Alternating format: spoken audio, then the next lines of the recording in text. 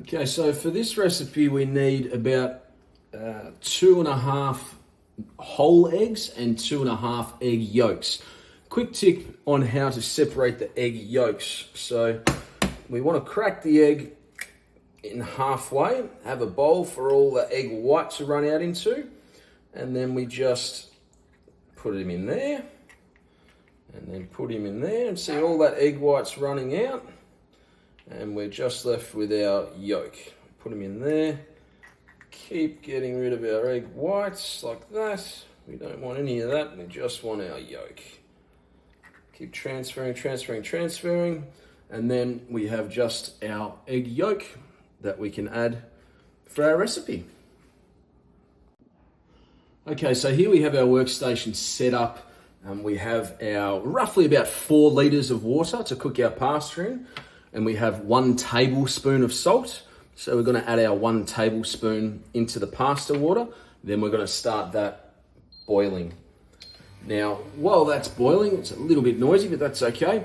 Just over here, we have our guanciale substitute, which I've used pancetta.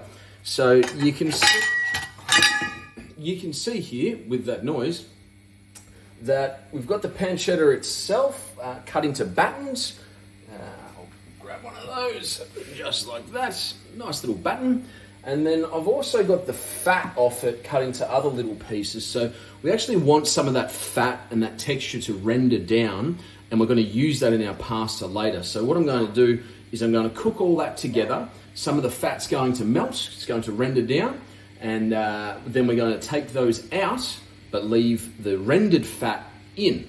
So we'll crack on. Okay, here we go. Things are really going now. So our pancetta is sizzling away, making a lot of noise. You can see a lot of those fats are rendering through. You can see it's a bit shiny and wet, which is fantastic.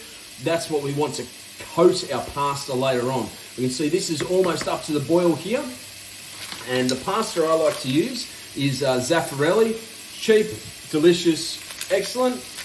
Most pastas have their cooking instructions on the back of the pack.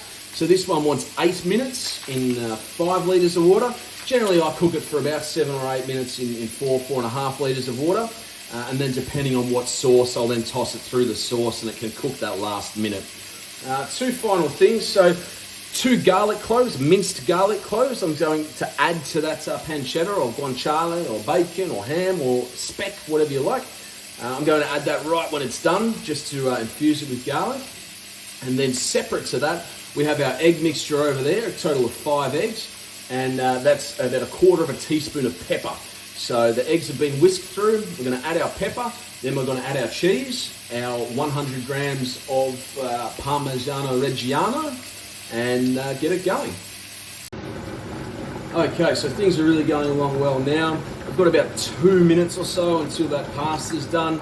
We can see this pancetta is absolutely spot on. Look at that nice colour and the fat in there. Gorgeous, gorgeous. The fat oils, of course. So what I'm going to do now is just add in that garlic, as I said. And this is really going to round out that flavour. So the garlic's optional, but I think it's a great touch and really brings the dish together. So sit that on there for another minute or so.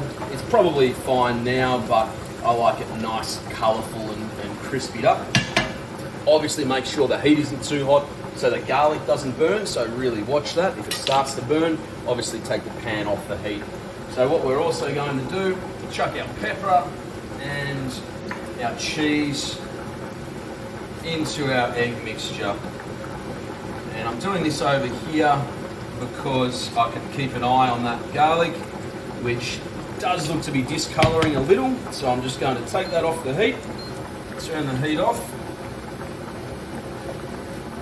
and keep mixing my egg mixture.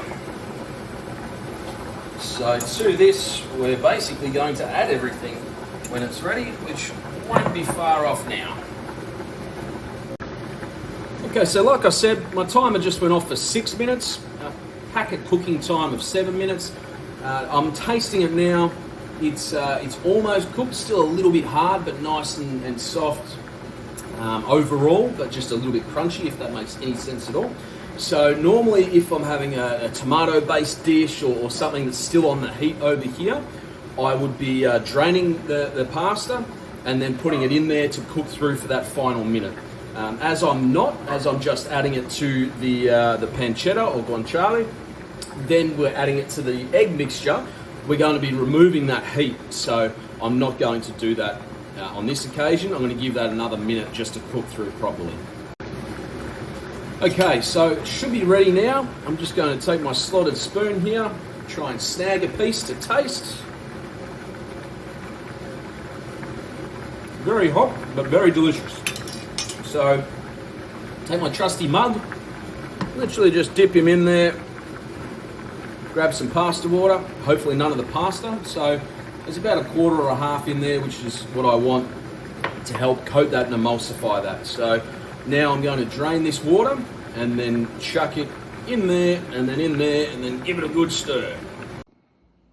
Okie doke, so now we're going to grab our drained pasta, we're going to chuck him all in there, then we're going to mix that through to coat it with all those lovely fats and oils, and hopefully you can see there that it's getting a little bit shiny, that's picking up the oil. In addition, we're going to add the pasta water, just a little bit at this stage. Again, just to give it a bit of a mix around. Then what we're going to do is add it to our egg mixture, flip our wooden spoon around, and stir, stir, stir, mix, mix, mix. Okay, well, it looks like a bit that didn't cook very well. For quality control, we'll just take that out. We're just going to pretend that that wasn't hot at all. And okay, so now here we go. Carefully pour that in. And turn our wooden spoon around and give it a big, solid mix around. Pretty quick if you can, because we don't want the egg to scramble, but we want it to all mix. As this stands, it's going to thicken, but also, like I mentioned, you've got that oil, you've got a little bit more pasta water, and it's all going to mix up wonderfully well. Okay, so apart from a dirty stove that I'm going to have to clean in a minute, here we have our finished product, our nearly authentic Italian carbonara. Now we could add some chopped parsley to this or any other herbs that you like, but a bit of sprinkled cheese with the guanciale or pancetta in my case, and the pasta. Bon appetit.